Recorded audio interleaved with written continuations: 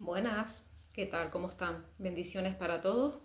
Quería explicar por aquí, por esta plataforma, lo que había compartido en Instagram sobre Lucas, el evangelista. Y quería empezar, tengo las notas apuntadas y quería empezar diciendo que si cuando vamos a hacer de comer nos tomamos el tiempo de hacerlo despacio, con cariño, para que esa comida esté buena, o tomas el tiempo de comer también despacio, de saborearla, o cuidas tu alimentación, no comiendo pues comida basura, sino comiendo comida sana, tomándote tu tiempo. ¿Por qué no lo hacemos cuando leemos la Biblia? Entonces, no podemos conocer a Dios si tú no lees la Biblia. No puedes conocer de los atributos de Dios si tú, por ejemplo, no lees el Antiguo Testamento. O no puedes conocer de las enseñanzas de Jesús, los milagros que hizo, cómo evangelizó. Si tú no lees los evangelios, no conoces su vida.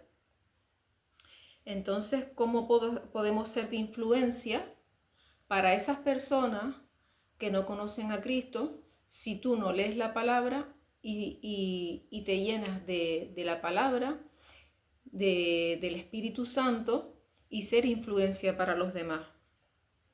Entonces, Lucas fue una persona que fue impactado por los apóstoles, las personas esos primeros discípulos que vivieron con Jesús. Lucas fue un médico, era un hombre de ciencia, pero, pero fue impactado por esas personas y por Jesús. ¿Por qué? Porque investigó, y de lo que investigó, pues escribió el Evangelio, el Evangelio de Lucas, donde hay detalles que no hay en los otros evangelios. Entonces, y luego escribió el libro de los Hechos de los Apóstoles o los Hechos del Espíritu Santo. Ahí Lucas no solo vio, sino que vivió con esos apóstoles, y vivió junto con el apóstol Pablo ese mover que hubo del Espíritu Santo. Vio cómo, él relata cómo descendió el Espíritu Santo una vez Jesús resucitado y ascendió a los cielos, y vio como el poder del Espíritu Santo venía a esos apóstoles, y es ese poder el que los capacita para luego llevar ese evangelio, para luego crear esa primera iglesia que es la iglesia de los apóstoles, la iglesia primitiva. Entonces Lucas fue impactado, y luego impactó a otras personas como nosotros con sus escrituras. Entonces, él vivió con Pablo sus alegrías y sus penas. ¿Y cómo podemos ser influencia nosotros para otras personas? Nos tomamos el tiempo de mirar. Si lees por lo menos un devocional de un teléfono, de escudriñar ese devocional, o solo te quedas con leer el devocional y ya. No puedes quedarte todos los días con el devocional del teléfono y no escudriñarlo.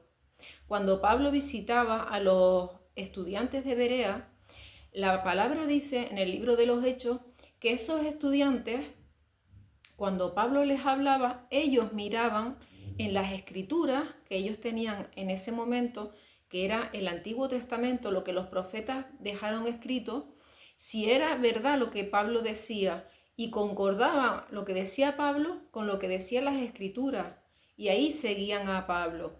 Entonces nosotros tenemos que hacer lo mismo. Nosotros tenemos que escudriñar. Tú tienes que tener esa comunión con Jesús, con Dios, todos los días, o si no todos los días, por lo menos 3 veces en semana.